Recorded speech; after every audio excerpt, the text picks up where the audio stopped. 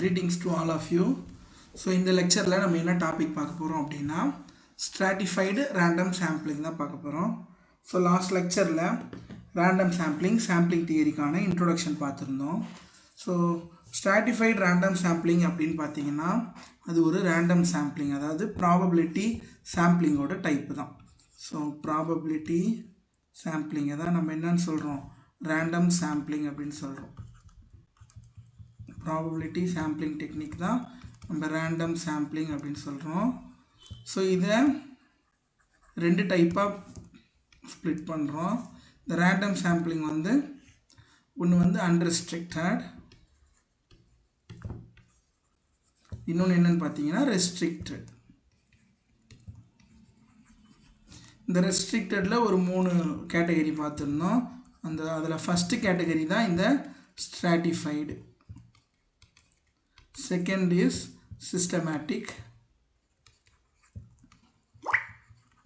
Third one is clustering.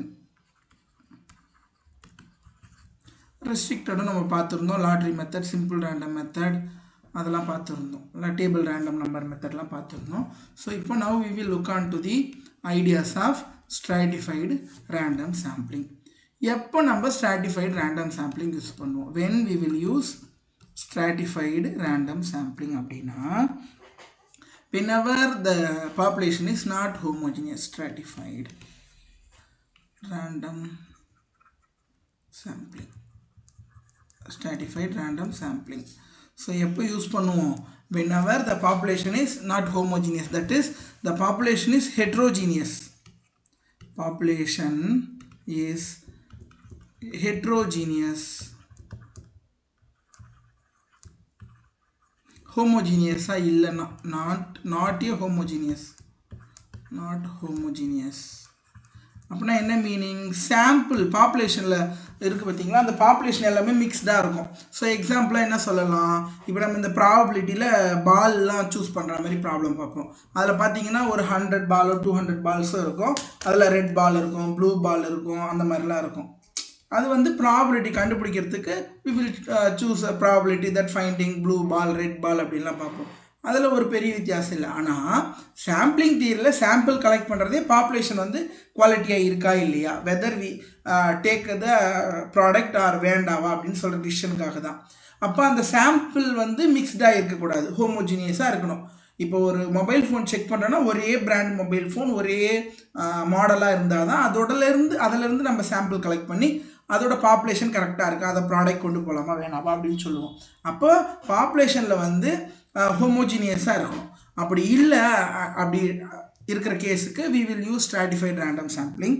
So whenever the population is heterogeneous, அப்படி இல்லை different செக்மெண்ட்ஸாக இருக்குது, பாப்புலேஷனில் நிறைய வேறு செக்மெண்ட்ஸாக இருக்குது, டிஃப்ரெண்ட் செக்மெண்ட்ஸாக இருக்குது.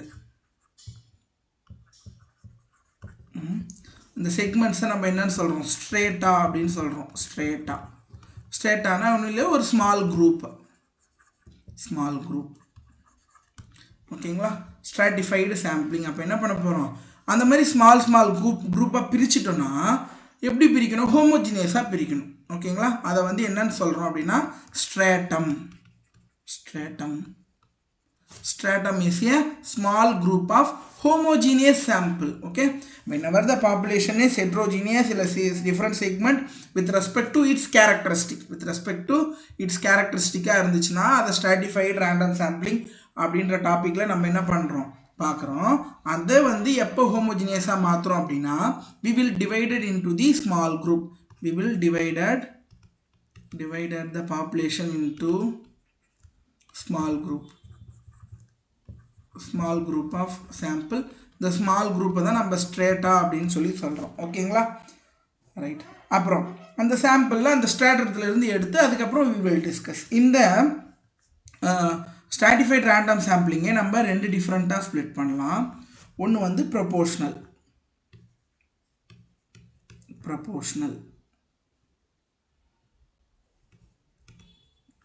இன்னொன்று வந்து not proportional.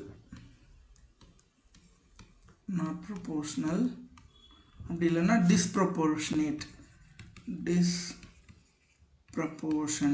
அப்படின்னு சொல்கிறோம். ப்ரொபோஷனல் சாம்பிளிங்னா என்ன? இன் ப்ரொபோஷனல் சாம்பிளிங் நம்ம என்ன பண்ணுவோம் அப்படின்னா, எப்போ அந்த மாதிரி ப்ரொபோஷனல் சாம்பிளிங் யூஸ் பண்ணுவோன்னு பாருங்கள். ரெண்டுத்துக்குமே நமக்கு வந்து ஒரு சாம்பிள் எடுத்தால் அதுக்கு ஈக்குவல் சான்ஸ் இருக்கணும். We should give equal chance and proportionate representation கொடுக்கணும். எப்போ அப்படின்னா, if the sample is large, whenever the sample is large, we will use the proportional sampling to give the equal and proportional representation for the subgroups. And subgroups க்கு வந்து ஒரு equal and proportional chances கொடுக்கறதுக்கான சப்குரூப்பாக இருக்கும். எப்போ அப்படின்னா லார்ஜாக இருந்தால். அப்படி இல்லை, எப்போ டிஸ்ப்ரொபோர்ஷனேட் கொடுப்போம்? டிஸ்ப்ரொபோர்ஷனேட்லி என்ன பண்ணணும்? we have to give equal representation for all subdata, but they regardless of their existence of population. அந்த பாப்புலேஷன் லார்ஜாக இருந்தாலும் சரி, ஸ்மாலாக இருந்தாலும் சரி, எப்படி இருந்தாலும் டிஸ்ப்ரொபோர்ஷனேட்டில் பார்ப்போம். சரிங்களா? அங்கேயும் we have to give equal and proportional representation for each sample. சரிங்களா? அப்போது நம்ம ஸ்ட்ராட்டிஃபைட் ரேண்டம் சாம்பிளிங்னாலே நமக்கு எப்படி இருக்கும்? ஸ்ட்ராட்டிஃபைட் ரேண்டம் சாம்பிளிங்கில் நமக்கு ஒரு n பாப்புலேஷன் இருக்கும். அந்த n பாப்புலேஷனை n1, n2, n3 அப்புறம் அப்படியே வந்து nh சப்குரூப்ஸாக பிரிக்கிறோம். ஒவ்வொன்றும் இது n1ன்றது ஒரு ஸ்ட்ராட்டத்தில் இருக்கிற நம்பர் ஆஃப் சாம்பிள், n2ன்றது செகண்ட் ஸ்ட்ராட்டத்தில், அதாவது செகண்ட் குரூப்பில் இருக்கிற சாம்பிள். அந்தமாரி ஹெச் சப்குரூப்ஸாக நம்ம பிரிக்கிறோம். nh யூஸ்வலாக என்ன பண்ணுறோம்? nh is the total size of the H stratum. இதில் பார்க்குற நோட்டேஷனை பேரலாக பார்த்துட்டு வந்துடுவோம். total size of the stratum H. H Hindu 1, 2, 3 எவ்வளோ, ஒரு 4 குரூப்போ 3 குரூப்போ இல்லை 10 குரூப்போ, it's a finite number of n is a total size of the population. capital N வந்து total size of population. அப்புறம் mu st is nothing but mean of strata, overall mean. mu st is the overall mu st is the mean for strata. mu st cap தான் வந்து என்னன்னு சொல்கிறோம்? Overall மீன் அப்படின்னு சொல்கிறோம். Overall மீன். So இதில் use பண்ண போகிறது ஒரே ஃபார்முலா தான். இப்போ நம்ம கண்டுபிடிக்க போகிறது ஓவரால் ஸ்ட்ராட்டம் கேட்டாங்கன்னா we have to use this formula, summation nh by n into mu st. இந்த ஃபார்முலா தான் யூஸ் பண்ண போகிறோம். So nh is the stratum size, n is the total population size, mu st is the mean of each stratum. Overall stratum என்னன்னா, ஒவ்வொரு ஸ்ட்ராட்டத்துக்கான இந்த ப்ரப்போர்ஷனை கண்டுபிடிச்சி add பண்ணால் நமக்கு என்ன கிடச்சிரும்? ஓவரால் ஸ்ட்ராட்டம் கிடச்சிரும். So this is the formula we are going to use it. So இதுக்கு வந்து சம் மெரிட்ஸும் இருக்குது, டிமெரிட்ஸும் இருக்குது. மெரிட்ஸ் என்னென்ன அப்படின்னு சொல்லி பார்த்தோம்னா, மெரிட்ஸ் பார்த்தோம் அப்படின்னா இட் இஸ் மோர் ரெப்ரசன்டேட்டிவ். நம்ம என்ன ஸ்ட்ராட்டமாக பிரிச்சுட்டோம்னா நமக்கு ரெப்ரசன்டேஷன் ரொம்ப நல்லாயிருக்கும், மோர் ரெப்ரசன்டேட்டிவ் அண்டு அக்யூரசி கிரேட்டராக இருக்கும். So we have greater accuracy. ஏன் அப்படின்னா மொத்த பாப்புலேஷனை டிஸ்கஸ் பண்ணுறதை விட பாப்புலேஷனை சின்ன சின்ன குரூப்பாக பிரிச்சுட்டனாலே நமக்கு எப்படி இருக்கும்? டெஸ்டிங் வந்து ரொம்ப ஈஸியாக இருக்கும், எஸ்டிமேஷன்லாம் ஈஸியாக இருக்கும். so that we will get the greater accuracy. and groupsலாம் subdivide பண்ணிட்டோம்னா நமக்கு வந்து எப்படி இருக்கும்? administration ஈஸியாக இருக்கும், easy administration.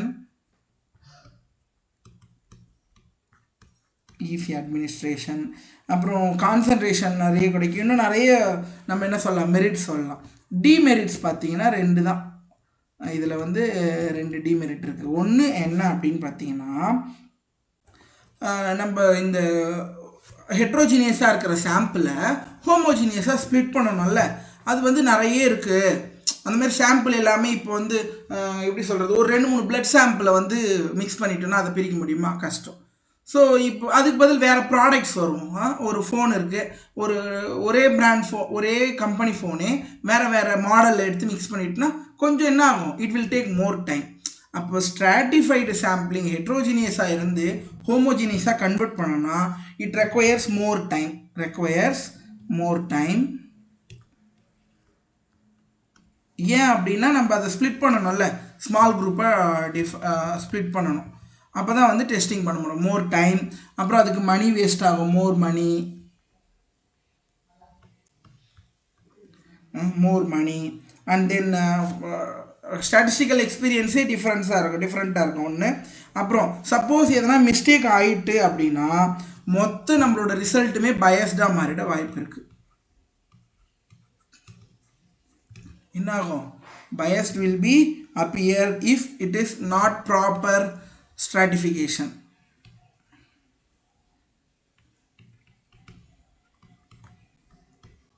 Stratification proper illa அப்படினா definitely the result will be biased. It will not be unbiased one. It will not be more representative also. Will not more representative. எப்போ stratification கரெக்டாக இல்லைன்னா, கரெக்டாக பண்ணிட்டோன்னா சாம்பிள் வந்து கரெக்டான ரெப்ரசன்டேஷனில் இருக்கும். ஸோ ஸ்ட்ராட்டிஃபைடு ரேண்டம் சாம்பிளிங்கான பேசிக் ideas எல்லாமே பார்த்துட்டோம். என்ன ஐடியா என்ன, எப்போ யூஸ் பண்ணுவோம், அதோட மெரிட் டிமெரிட் டிஸ்கஸ் பண்ணியிருக்கோம். ஸோ ஒரு வாட்டி என்ன பண்ணலாம், அதோட ஃபார்முலாவை ரீகால் பண்ணிவிட்டு we will try to solve some examples on stratified random sampling. So என்ன ஃபார்முலா யூஸ் பண்ண போகிறோம்?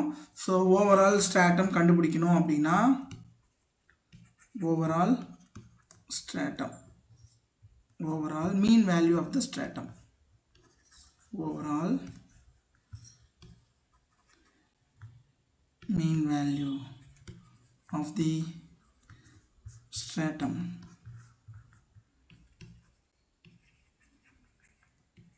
என்ன ஃபார்முலா யூஸ் பண்ண போகிறோம்?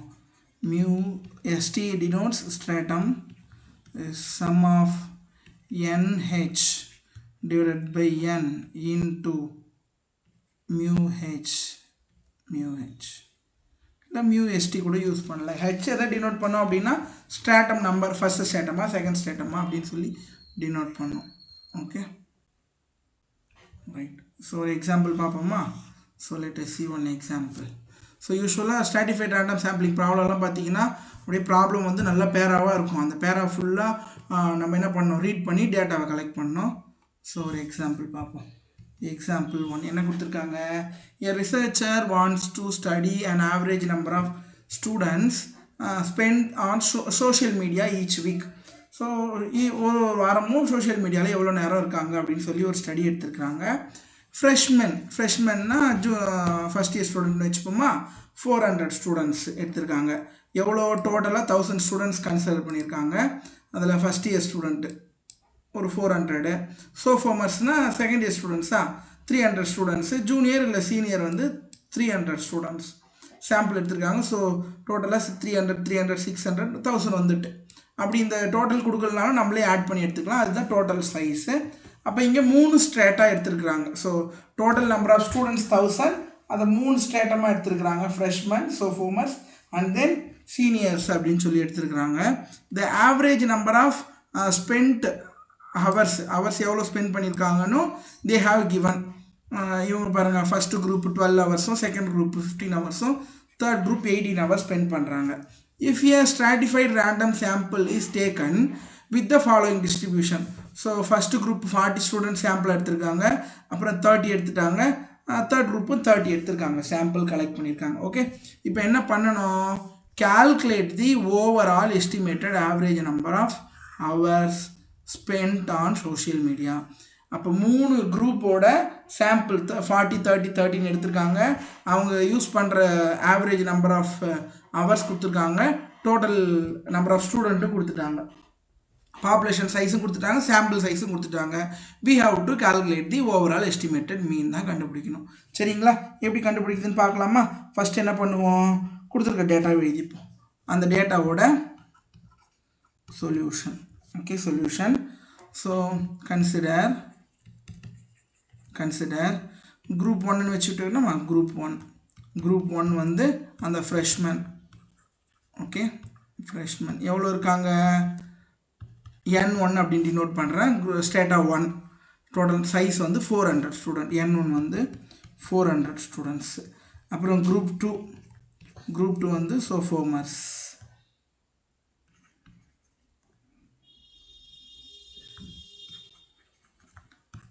ஸோ அவங்களோட சைஸ் வந்து 300 student sample size, sorry population size. Third group வந்து சீனியர்ஸ்னு எடுத்துக்கிட்டா சீனியர்ஸ் வந்து sample size N3, they are also 300. So total population வந்து N. ஸோ ஆட் பண்ண எவ்வளோ வந்துருச்சு 1000. அப்போ ஃபஸ்ட்டு என்ன பண்ணிடலாம், first we will calculate the proportion for each stratum. So first we calculate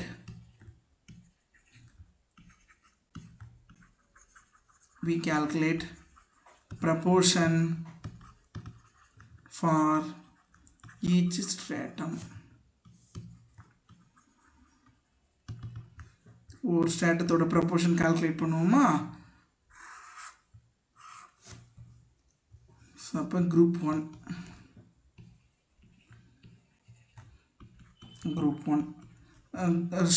ப்ரப்போர்ஷன்னா ஒன்றும் கிடையாது, NH/N தான். Okay, NH/N. So 400 divided by 1000. அப்போ நமக்கு எவ்வளோ வந்துடும், 4/10 அப்படின்னா 0.4 ஃபஸ்ட் ப்ரப்போர்ஷன். ஸோ குரூப் 2ஓட ப்ரப்போர்ஷன் N2/N. ஸோ ப்ரப்போர்ஷன்னா NH/N. அப்போ இதை என்ன டினோட் பண்ணிக்கலாம், N1 அப்படின்னு denote பண்ணிப்போமா? N1/N. N2/N. So 300/1000. So 2 0 போயிடுச்சுன்னா 3/10. So this is 0.3. எப்பவுமே ப்ரப்போர்ஷன் ஃபஸ்ட்டு கால்குலேட் பண்ணிங்க எப்போ ஸ்ட்ராட்டிஃபைடு கொடுத்தாலும். ஸோ அடுத்து தேர்ட் ஸ்ட்ராட்டம் N3 அதுவும் 300/1000. ஸோ 0.3 தான் அதோட ப்ரப்போர்ஷன். ஓகேங்களா? நம்ம என்ன கண்டுபிடிக்கணும், ஆவரேஜ் ஓவரால் எஸ்டிமேட்டட். அப்போ ஃபஸ்ட்டு ஒவ்வொன்றுத்துக்கும் நமக்கு ஆவரேஜ் கொடுத்துட்டாங்க. 40 சாம்பிள் கலெக்ட் பண்ணாங்க, அவங்களோட ஆவரேஜ் நம்பர் ஆஃப் ஹவர் வந்து 12, 15, 18 கொடுத்துட்டாங்க. ஸோ இதை வச்சுக்கிட்டு என்ன பண்ணலாம், ஓவரால் கால்குலேட் பண்ணுவோமா? ஸோ ஃபஸ்ட்டு இண்டிவிஜுவலாக கால்குலேட் பண்ணிப்போம். μ1 மீன்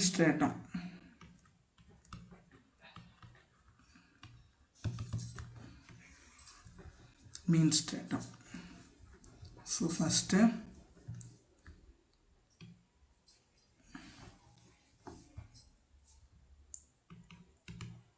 mean time of freshman. என்ன formula, N1/N into μ1.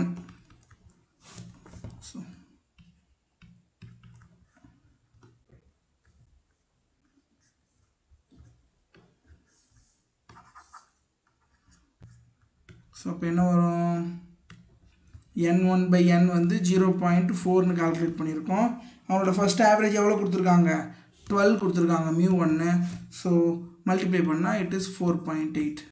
And then second sophomores இவங்க வந்து N2/N divided by into μ2 0.3 into second mean எவ்வளோ கொடுத்துருக்காங்க, ஆவரேஜ் வந்து 15 hours. Okay, 15 hours. அப்போ 3 5s are 45னா 4.5. Then seniors N3/N into μ3 equal to 0.3 into third mean value எவ்வளோ கொடுத்துருக்காங்கன்னா 18 into 18. So 3 8s are 54னா 5.4. அப்போ ஒவ்வொரு ஸ்ட்ராட்டத்தோட மீன் வேல்யூ கண்டுபிடிச்சிட்டோம். ஓவரால் ஸ்ட்ராட்டம் யூஸ் பண்ண வேண்டியது தான். therefore the average of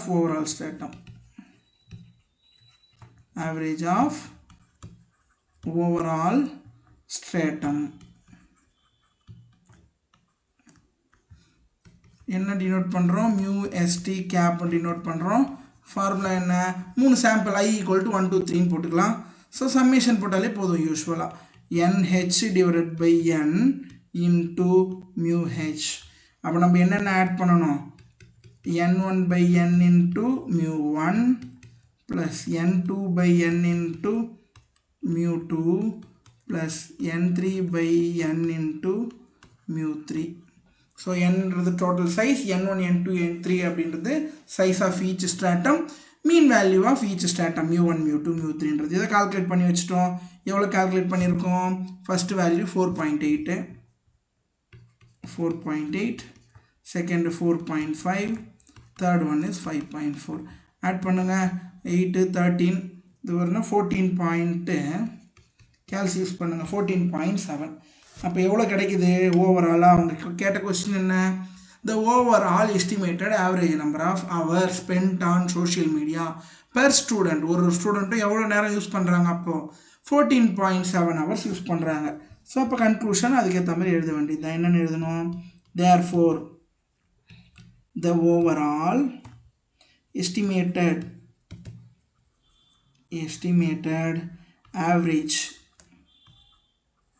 estimated average number of hours spent on social media per student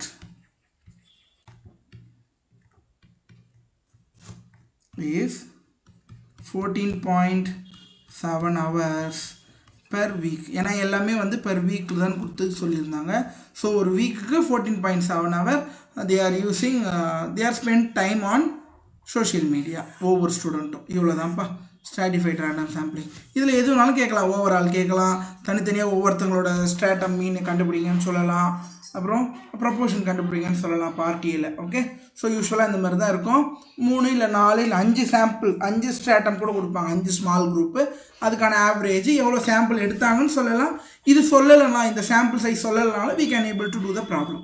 okay, ஏன் அப்படின்னா இந்த மீன் வேல்யூ கொடுத்துடணும். அப்படி இல்லை அப்படின்னா இந்த சாம்பிள் டேட்டா கொடுத்தா தான் நம்மளால் என்ன பண்ண முடியும்? ஆவரேஜ் கண்டுபிடிக்க முடியும். சரியா? சாம்பிள் ஆவரேஜ் கண்டுபிடிச்சிட்டு அதை யூஸ் பண்ணலாம். ஸோ இதான் ஐடியா. ஓகேங்களா? ஸோ என்ன பண்ணணும்? n1 n2 n3 அப்சர்வ் பண்ணணும் stratum size, and then total population size கண்டுபிடிக்கணும், அதோட ப்ரொபோர்ஷன் கண்டுபிடிக்கணும், அதுக்கப்புறம் மீன் ஒவ்வொரு ஸ்ட்ராட்டத்துக்கான மீன் கண்டுபிடிக்கணும், தென் ஆட் பண்ணிங்க ஓவரால் ஸ்ட்ராட்டம் மீன் கிடச்சிடும். இவ்வளோதான். ஓகேவா? இன்னும் நம்ம நிறைய எக்ஸாம்பிள் பார்க்கலாம். ஓகே.